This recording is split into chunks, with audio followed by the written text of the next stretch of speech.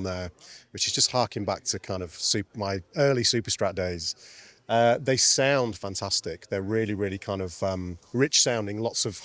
Actually, these are more like a Strat kind of sound than the original Hyperions, like a 60s Strat, and then like a low output humbucker. So you've got all of that dynamic range and the kind of clarity that you would want. So they sound fantastic. You've still got the alter switch here with the Dynamics system. So the same 9 sounds you would have from the original TQM1 or the original AZ series.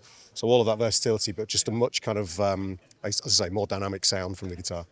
I have one of the original AZ series, and I love that guitar so much. And it's like people say, which guitar would you grab if the house was burning down? Yeah. That would probably be my Telecaster. Okay. But the sensible choice would be the Ibanez AZ because it could do anything with it. That's it. They're so versatile. Yeah. But exactly. I'm not fond that much of the pickups, so I'm super excited to hear this. Yeah.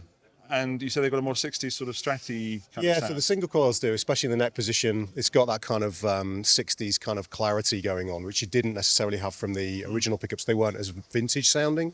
And actually, I love that sound because a lot of my favourite Super Strat players do have a slightly more kind of vintage sound, guys like 𝗬𝗏𝗪𝗏, for example.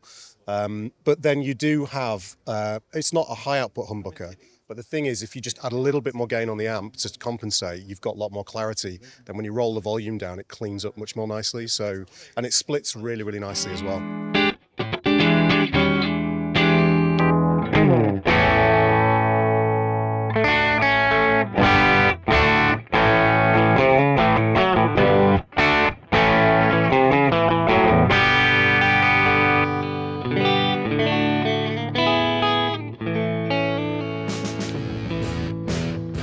Thank you for watching. There's more videos in the playlist. Go and watch those, and I'll see you in the next one. Bye-bye.